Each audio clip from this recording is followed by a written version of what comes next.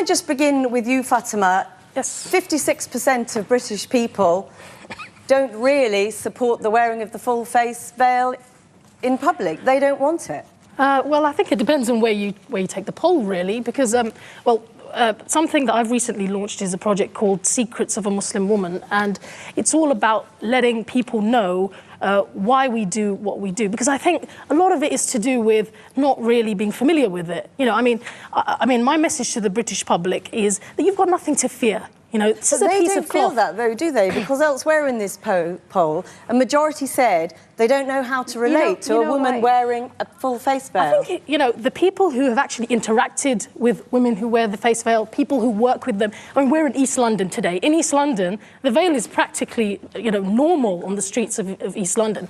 People who've actually interacted and worked with women who wear the veil have absolutely no problem with it. I think it's the fear of the unknown. Douglas Murray, would you like to see the veil banned here?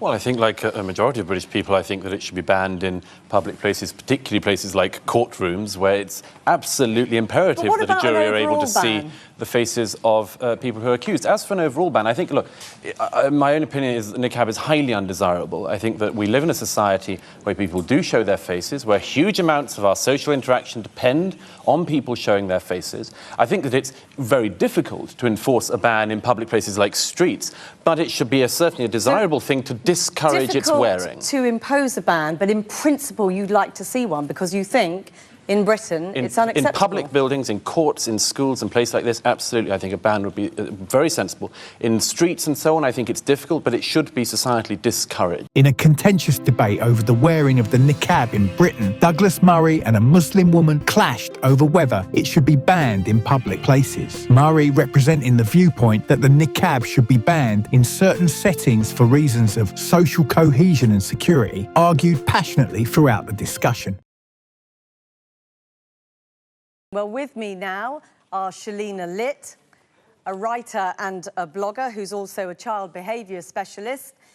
I'm also joined by Sahar Al-Faifi, a community activist who's also a molecular geneticist. And Fatima Barkatullah is the director of the Seeds of Change Muslim Women's Conference, the largest of its kind in Europe. Also here are the writer and commentator Douglas Murray, Kola Hassan, who's a lecturer and advisor on Islam, and last but not least, the writer and broadcaster Yasmin Alabai-Brown. Can I just begin with you, Fatima? Yes. 56% of British people don't really support the wearing of the full face veil in public. They don't want it. Well, I think it depends on where you take the poll, really, because, something that I've recently launched is a project called Secrets of a Muslim Woman, and it's all about letting people know why we do what we do, because I think a lot of it is to do with not really being familiar with it. You know, I mean, my message to the British public is that you've got nothing to fear. You know, this is a piece of cloth. They don't feel that, though, do they? Because elsewhere in this poll, a majority said they don't know how to relate to a woman wearing a full face veil. I think, the people who have actually interacted with women who wear the face veil, people who work with them. I mean, we're in East London today. In East London, the veil is practically, normal on the streets of East London. People who've actually interacted and worked with women who wear the veil have absolutely no problem with it. I think it's the fear of the unknown. Douglas Murray, would you like to see the veil banned here? Well, I think, like a majority of British people, I think that it should be banned in public places, particularly places like courtrooms, where it's absolutely imperative that a jury are able to see the faces of people who are accused. As for an overall ban, I think, look, my own opinion is that Niqab is highly undesirable. I think that we live in a society where people do show their faces, where huge amounts of our social interaction depend on people showing their faces. I think that it's very difficult to enforce a ban in public places like streets, but it should be certainly a desirable thing to discourage its wearing. To impose a ban, but in principle you'd like to see one because you think in Britain it's unacceptable. In public buildings, in courts, in schools and places like this, absolutely, I think a ban would be very sensible. In streets and so on, I think it's difficult, but it should be societally discouraged. Fatima?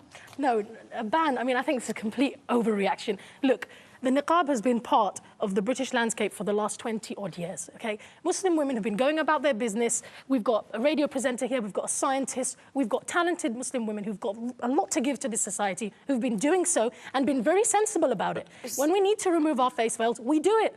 But how do you think we get through airport security? I mean, what about the fact that 56% of people are saying they don't want it here? You know what? I'm not surprised at all, because when you know that high-profile politicians making such offensive comments and big fuss about it, I am not surprised when the public say they are against it. We show our faces. Exactly. The British society, the fabric of the British society is respecting the public freedom. Public freedom is part of it, the religious freedom. What about the fact that people feel uneasy? They said they don't know how to relate to women who have their faces covered. First of all, let them interact with us. Let us be open and engaging with them. This is number one. Secondly, 80% of communication in the world does not involve face-to-face. Twitter, Facebook, phones doesn't involve face-to-face communications. I'm sorry. The issue is the problemization here. It's not existent problem I'm sorry. I worked in this area for 7 years, about 15 years ago, and this was not, as you said, a norm. This has been imported and exported for reasons which we haven't got time to go into. We live in a society, in this society, and we live in a country which is very, very complicated. And to shut yourself off as if the rest of us are infections and cutting... How are we do not... This is the meaning. We are engaged, we are active. How are we shut off? Shalina, you have said that in engaging with your elderly white neighbour who feels uneasy, sometimes you remove the veil. When you worked with children, you removed the veil. Isn't that an acknowledgement that it is difficult for people to engage with women who have their faces covered? Yeah, I think it is. And I also honour what Douglas Murray has just said. He couldn't actually feel comfortable, and you know, I'm making a presumption here, but you couldn't say, let's do an outright ban. And that's great, because I understand you look at social cohesion. It's about looking at, let's isolate it. Whose discomfort are we going to favour? Because if I lift my veil, I'm then uncomfortable. Murray began by citing a poll indicating that a majority of British people were uncomfortable with the niqab in public spaces. He argued that the niqab creates a barrier to social interaction and undermines societal norms where face-to-face communication is crucial. Murray highlighted places like courtrooms where facial visibility is essential for identity and communication. In response, the Muslim woman advocating for the freedom to wear the niqab countered that those who have interacted with niqab-wearing women have no issues. She emphasised that familiarity with the practice dispels fear and discomfort, suggesting that public unease stems from ignorance rather than genuine problems caused by the niqab. And we've favoured someone's discomfort. We live in a society, and I don't believe in the French ban. I don't think you should do that. But why not? Absolutely. If you're opposed to it, no, if you I think there is a very simple way of saying, and a non-racist way of saying, in public institutions, everybody, whoever they are, must show their faces. It's Muslim exceptionalism that is becoming the problem. No, it's not. If we have the same rule for everybody, and at home, on the streets, I don't want people stopped. Okay? We accommodate religious expression in this country. You know, Jehovah's Witnesses who don't want blood transfusions, Sikh people who want to wear turbans. We make exceptions, you know, in certain situations. And so, look, you know, I really want to reach out to the public and say, you've got nothing to fear from us. But take up British. I was born in this country. I love this country. Take up Yasmin's point that this is about exceptionalism. Take up Yasmin Alibhai-Brown's point about this is about exceptionalism. We accommodate, don't we, in this country, and in my country, Britain, we accommodate religious expression. And we do make exceptions for people. And there's nothing, and that's what I thought. And we cannot destroy the minorities and the religious belief in the name of equality. But what if the majority feel uncomfortable, feel uneasy and say they don't want it? I think then the onus is on us as well, isn't it? I mean, to actually reach out. And I'm hoping that this is just going one step towards that, to say to people, look, you know, we're human beings just like you. But if I may very quickly, religious freedom is an extremely important thing. And I think most people who would agree, I hope in this room, that Britain is the most tolerant place in the world to live, including as a Muslim. Yeah. But let's just add one thing to this, if I may. The issue of social interaction is very important, and not just to me, but obviously to a majority of the British people. Yeah. What I say tonight, what Yasmin says and other people say tonight, people see our faces, they know who said it. I'm sorry to say this, but nobody knows who you are. They can hear your name, they can't see you. If I say something stupid on television tonight, people know it's me saying it. If you do, with all due respect, you can disappear and no one knows. No, we're not disappearing. What does this say? Come the on. meaning of this thing is extremely important to address. The meaning of this thing is women are by nature dangerous to men and society. Therefore, they must be covered, they must be buried. That's the meaning of it. And that's what I cannot accept. I mean, Fatima, come back on exactly that point, because we have spoken to women who say that they cover their faces because they don't want to incite passions among men. I mean, that is essentially Yasmin's point. Well, look, essentially, I think, you know, that's Yasmin's opinion. No, it's not my opinion. Yes, it is. It is your opinion. Ask the Taliban. Ask Taliban why they're imposing it. Ask the Taliban here. Yasmin, you know, I'm really sorry. Maybe you haven't really met women in Niqab. I would like to invite you out to my house. You know, you can see my face. We can sit together. We can have a laugh. Yes, but and then I think it will change your opinion. Couldn't come to your house and see your face, though, could he? I can assure you I'm not going he to be could meet aroused. my husband. No, you're welcome. You would be welcome to, you know, come to my house. Kamala Hassan, yeah, can I ask, I mean, him. you used to wear the niqab and then changed your mind. Why? Two main reasons. One was theological. I made some attempt to actually study the whole notion of niqab in Islam, and I found that it's not actually mandatory. The hijab, the headscarf, is mandatory, but the niqab is not. It's part of Islamic society right from the beginning, but it's not mandatory. Just go and read a little bit of Ibn Kathir, for example. Yeah, I'm a scholar in training, actually, so I do know that. Sorry, let and secondly, we have a social function in society. We are here to interact with society. We have to have a social consciousness. We have to benefit society. We have to interact with society. And I realized in those 3 years I was a nobody. Nobody wanted to talk to me because they couldn't talk to me. I could smile until the cows come home, but nobody could see me smiling. You see, that's a very good point, isn't it? Because you say you were a nobody, yes, and yet many people in our poll disagreed with this notion that it was empowering in any way. And I bet you there were many Muslims in that survey. Most Muslims don't care for this either.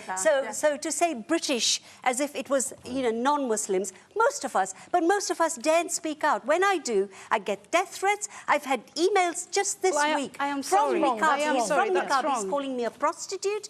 What is this freedom that we have? We can't even criticize what is not acceptable, actually. You are free to criticize. I mean, what do you make of that? Making, in a free democracy, making her views known and getting that sort of... That's fine, we're happy about it. I think the issue that we... But about the response that she gets. Well, that's wrong, terrible. obviously. That's It's terrible. It's absolutely we terrible. It's that. not acceptable. We should be able to discuss it. We should be able to talk about it. And I acknowledge that people feel uncomfortable. One of the problems is that the minute religion comes into it, what happens with the people who do wear the niqab often feel there are... The debate intensified as Murray reiterated his stance that while he respects religious freedom, certain public institutions like courts and schools should enforce a ban on the niqab to uphold social norms and security standards. He argued against what he termed as Muslim exceptionalism, advocating for uniform rules that apply to all individuals regardless of religious or cultural background. The Muslim woman challenged Murray's position by asserting that wearing the niqab is a personal choice and an expression of religious freedom. She pointed out that social discomfort should not dictate legal restrictions on religious attire, comparing it to accommodations made for other religious practices, such as wearing turbans or seeking exemptions from medical procedures. Religiously superior and more pious than people. Nobody has said that today. Nobody has said that today. Let me just move it out to the audience, if you would. Sophia, I'm right in saying you also used to wear the niqab, and you again decided not to. Yes. Why was that? The reason for that was that, and that was a personal choice. I had an incident where niqab was pulled off me. And it really frightened me, and I became very, very anxious. But I feel very strongly about some of the things that's been said here. One of the things that you've been, for example, Yasmin, you've said about, you know, freedom of speech and how people are threatening you. I think that's completely unacceptable Islamically.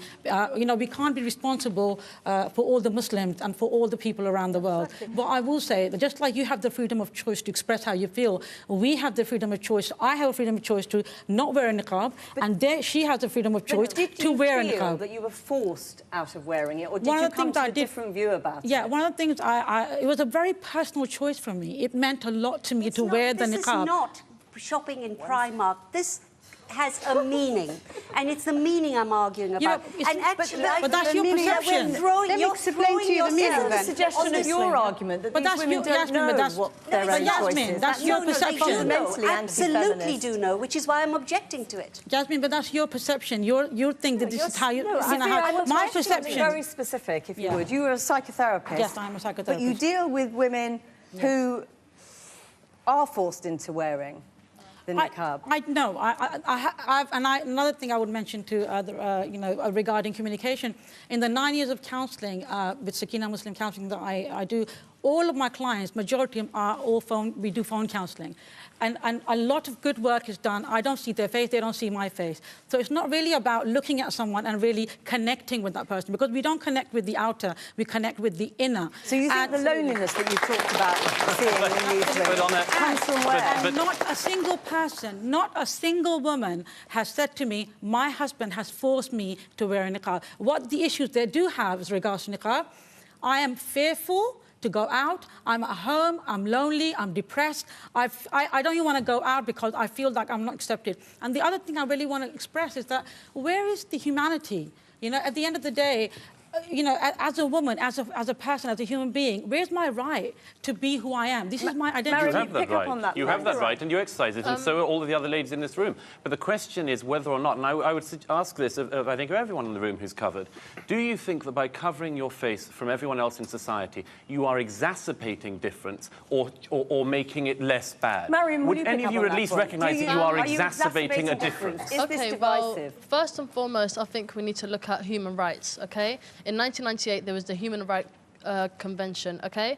Under Article 9, it specifically says we all have the freedom of expression, we have the freedom of belief, we have the freedom of so many things that, you know, like in this country, I thought Mariam, on Douglas Murray's point, on Douglas Murray's point, that this is, you know, do you understand that many people feel this is divisive? It is a curtain between you and the rest of society. Well, to be quite frank, I think people are free to feel how they want. It doesn't, I don't care how you feel. It's really, no, wait. Really and truly, it's about my human right. My human right, I am allowed to cover. You don't have to just agree. Very briefly on the point that many people in the survey said that they feel unease, they feel uncomfortable, they feel anxious. Well, to be quite frank, I feel like that towards emos, but that's all right. Can I just point out that? Can I just point out there is something fundamentally ludicrous about somebody dressed as you are talking the language of modern human rights. Absolutely.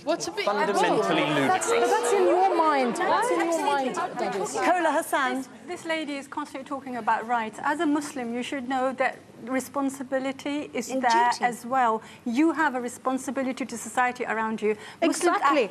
I'm a community organizer. I'm a scientist. I am engaged with the community, so I'm not isolated. You have a responsibility. Sorry, 1 second. You have a responsibility in wider society.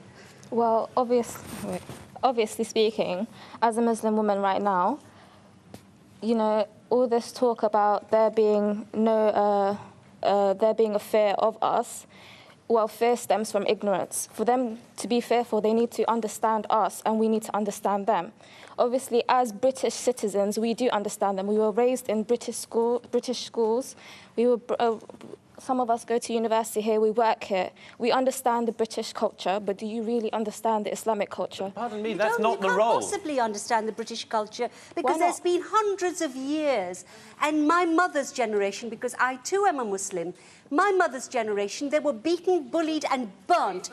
because they wanted to get rid of all of this and be seen as proper equals. You're betraying that history, and this country... As the discussion continued, both sides addressed the societal implications of banning the niqab. Murray argued that such measures are necessary to prevent cultural segregation and to uphold the integration of minority groups into British society. He raised concerns about the potential misuse of the niqab for anonymity in public spaces, which could pose security risks. Fought for women's rights, and you've now taken us back to the dark ages. I'm sorry, but... Can I just take it from Shabita? Yes.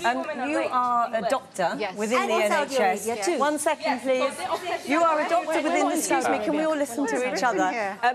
You're a doctor in the NHS. Yes, I am. And obviously that is one of the very public places where a ban, you know, if it were to be considered, that... Well, first of all, I would like to say that calling for a ban on niqab in NHS is actually talking about an issue that does not really exist. Because me and my friends, have been contacting a lot of doctors all across the 4 countries of United Kingdom, and none of them have ever come across a doctor who actually observed the face veil within NHS, or even a nurse. Exactly. So, I don't really see that why an issue that does not really exist is actually being addressed. There is no one, or no doctor or a nurse who actually wears the niqab in NHS. Just very, even very myself, on that point, because isn't that an acknowledgement that there is a difficulty for many people that patients would find it uncomfortable? No, it's not actually like that, because I am not given a choice to wear it within NHS. When I know it as a fact that if I wear my face veil and go to a job interview, I will never be taken up for a job. How is it to ask, you all here, how is it that you say it's an absolutely fundamental, you have to wear it, it's a right, it's a necessity upon you, but yet you say you go through an airport and it doesn't matter if you lift it? Is it so negotiable? In France, many of the women who said we cannot go out if we don't wear it have taken it off. Can I just say, Shalina. You know, there is a place where we have the right to exercise our right. And if this was a school or a playground, you know, as far as I'm concerned, the bullies are winning here.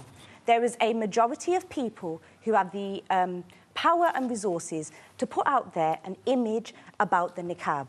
I teach in schools, and I said to a young bunch of children, I said to them, if somebody came into your school, a boy, and he had nail varnish on, and he had high heels on, you know, and you seen him getting bullied, would you defend his right to be the way he was? Or would you ask him to change the way that he's dressed? Now, this is what I'm saying is, I said that I respected the fact that in context, you said in a courtroom, in the classroom, or in public settings where there are people who have got mixed opinions, that we should have policies and procedures that control these things. But being in Britain, I'm proud to be British. Just very briefly, can I ask you, Sahar, many of the women who came forward to talk to us today are very young. And actually, one of the questions that I think a lot of people ask is, you know, we've looked at Afghanistan and we've heard stories of women who have burnt the face veil and are terrified of the prospect of having to wear it again. Yeah. And they just don't understand how young women in Britain want to wear it here.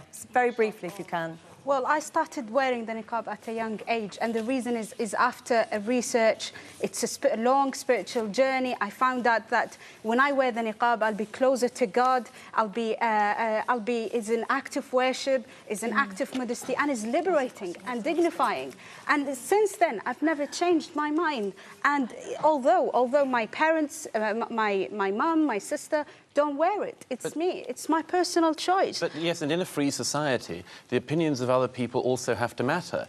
It's not just about you exercising your choice. The way other people feel about that should be of some concern to you. But you know, these feelings are coming from negative prejudices. We have coming from You don't want men's opinions? No. You don't want men's opinions? I'm sorry, we are going to have to end it there. I'm really sorry. As the only man, I'm sorry you don't want to hear men's opinions. Thank you very much for joining us. I'm afraid that is all we've got time for, though many more people wanted to speak. You can see all... Conversely, the Muslim woman argued that banning the niqab would alienate Muslim women and infringe upon their right to religious expression. She highlighted her personal experience of wearing the niqab and later choosing to remove it, acknowledging both the challenges and personal empowerment she felt from wearing it. The debate also touched on broader cultural issues, with Murray suggesting that the niqab represents a form of gender inequality and societal control. He questioned whether the niqab promotes true empowerment or restricts women's freedoms by segregating them from society. Now, as we do every week, it's time to speak to the author of international bestsellers, groundbreaking works including The War on the West, The Strange Death of Europe and The Madness of Crowds. Douglas Murray, let's start in your homeland. We've seen mass marches of more than 100,000 in support of the Palestinian cause in London. But there is a disturbing development. Pro-Palestinian, or should that be anti-Israeli demonstrators, intend to hold a 1 million man march on November 11. Douglas, that's Remembrance Day. Yes, that's right, Rita. It's Remembrance Day in the United Kingdom, where we remember the dead of the 2 world wars and commemorate their sacrifice, including, of course, the sacrifice of soldiers from the Commonwealth and around the world in defeating Nazism and Nazi fascism. And in my view, this is a deliberate provocation of the British people, and it should not be allowed to go ahead. Or, and let me put it this way, either it goes ahead, either it doesn't go ahead, or it goes ahead and it will have to be countered, because I don't think the British public should have to put up with this. We should not have to put up with our national monuments being defiled. We should not have to put up with the cenotaph being defiled. We should not have to put up with people marching through our streets calling for the new Nazism, the latest iteration of Nazism, flying their new Nazi flags, rejoicing in the latest murder of Jews. We shouldn't put up with it. And my suspicion, and I think this is already welling up, is that the British public are going to start thinking about showing up and seeing off the people who would defile our monuments. I think it's going to be a great mistake, a great overreach by the Islamists, by the Hamasniks, and their fellow traveller fools. An enormous mistake, an enormous overreach of historic proportions. Well, one MP, Henry Smith, has urged the government to deploy the military to ensure there is no disruption to Remembrance Day. We will keep a close eye on that story. Now, as I mentioned earlier in the program, that we are seeing an enormous surge in anti-Semitism, but at the same time, we have politicians, activists and large segments of the media banging on endlessly about Islamophobia. London Mayor Sadiq Khan, we've got Kamala Harris. What do you make of this focus on Islamophobia, Douglas, as Jews in the West feel compelled to hide signs of their Jewishness at a time where they're facing enormous increase in anti-Semitism? Yes, well, Sadiq Khan, of course, says it for sectional reasons, for identity reasons. It's very revealing during this whole period that despite the enormous plurality, the multiculturalism, the pluralism of political leaders in the UK, it's the Muslim political leaders in the UK who have been most filled with hate against Israel and most willing to talk about making peace and much more. I'm thinking of people like First Minister of Scotland, Humza Yousaf, who's married to a Palestinian activist, and of course the Mayor of London, Sadiq Khan. They can never drop this. They never give a damn about their so-called fellow Muslims being massacred by the hundreds of thousands in Syria, Yemen, or anywhere else. They just get really het up for religious reasons whenever any Muslim is involved in a war with the Jews. And that's for very ancient reasons. Ancient reasons, I'm very sorry, we've now imported into politics in the country. But yes, they always come back to Islamophobia first. I don't like this word. I think that it's a stupid word. It's always been used to try to intimidate people. It will intimidate people no longer. But yes, it is used as a word to try to intimidate people, to sort of imply that there's some unbelievable bigotry that lies behind dislike of certain things that followers of Islam do. I don't think it is an irrational bigotry. I don't think it is at all. To the extent that such a thing as Islamophobia exists, it is created by the behavior of Muslims. It is created by the behavior of Hamas. Just yesterday, I watched the unvarnished footage of October the 7th, the Hamas massacres. And everybody, all the time, as they're massacring the Jews, in response, the Muslim woman emphasised that her decision to wear the niqab was rooted in personal choice and religious conviction, challenging the notion that it symbolises oppression. She emphasised the importance of tolerance and understanding between different cultural and religious communities within Britain. Just under a month ago, is shouting Allahu Akbar, Allahu Akbar. They are so high on their religious bigotry that they are saying this as they're decapitating young men and much more. Now, I don't want to hear about Islamophobia. To the extent it exists, it's created by people like Hamas because we don't like them and we don't want them. We don't want to be near them. And we expect most Muslims, if they wish to live in our societies, to not want or like those people either. But instead of the rightful ongoing condemnations, people like Sadiq Khan will go bang, bang, just a quick condemnation, you shouldn't cut people's heads off, and then it's on to Islamophobia. We see these people now. We see them in planes. We're being gamed. Well, absolutely. There are so many useful idiots in the West for the Islamists. Someone who fled a country that went from being relatively modern to an Islamist hellhole. I can completely identify with what you're saying, but of course we do differentiate between peaceful Muslims who are not in any way extremists and those who are marching and chanting for genocide. Now, we are seeing... Make more voluble. They do have to be much more voluble, because if they're going to say that there has to be a ceasefire in the Middle East, for instance, they have to acknowledge that there was a ceasefire in the Middle East and it was broken by Hamas on the 7th of October. And so, and when moderate Muslims, as we always call them in the West, start shrieking about Israel, I'm sorry that, then you have to say, are these people remotely moderate? We have lots of good moderate Muslims for sure, but they need to start speaking up now, and speaking up in defense of civilian populations being massacred by Hamas. It's Hamas that broke the ceasefire. Absolutely. And you know what? I think they're let down by their community leaders. And at these marches, where are the chants against Hamas? Where are the chants to free the Palestinians from this murderous death cult? That would actually, I think, encourage a lot more support for their cause. But it seems to just all the hate and ire is focused on Israel. Now, we talked previously about the left's march through the institutions. It started with universities, and we are seeing some of those devastating results. Let's look at this footage from Harvard of a lone Jewish student, a small man here, you'll see him, being bullied and abused by just a hateful mob. Have a look.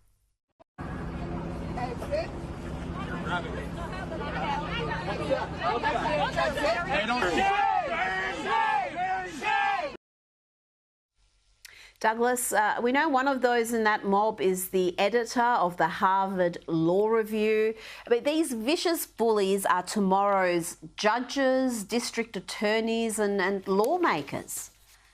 Well, we must hope not. And a number of law firms in the United States this week actually wrote to Ivy League colleges saying, we're going to be keeping a very close eye on this and have no intention of recruiting people who, apologize for terror or support terror. And it's quite something that, the firms have to write to the universities to remind them of their obligations. I return, by the way, to the previous point. I mean, this is commonplace, this sort of thing. Almost every campus in America the major ones certainly, are filled with instances like this of Jewish students being harassed, chased down, bullied, intimidated, mocked for the murder of their co-religionists. If this happened to anyone else, we wouldn't tolerate it. If this was a black student after a murder of black Americans somewhere who was being chased on campus by, I don't know, the same people who killed other people, we would not miss a second in condemning this. We would not miss a second in condemning this. And yet this has become normal on US campuses and across much of the so-called civilized world. It amazes me, Rita, that only the Jews, when the Jews are massacred, are then taunted, are then told that they have to be mindful of those who would kill them. We have to respect the feelings of those who would kill them and who call for their death. And then just lone Jews in places like this are able to be bullied and taunted, and shame cried at them. No, the shame is on Hamas for breaking what ceasefire existed. Shame is on Hamas for beheading small children. Shame is on Hamas for burning families alive. And they dare to do this. They dare to chase down Jews and chant shame at individual Jews. I hope that the identities of all these people come out and the world can make judgments about them. Towards the end of the debate, both sides acknowledged the complexity of the issue and the need for respectful dialogue. While Murray advocated for measures to discourage the niqab in certain public settings, the Muslim woman called for greater acceptance and accommodation of religious diversity within British society. Let me know your thoughts in the comments below, and for more content like this, be sure to subscribe to the channel.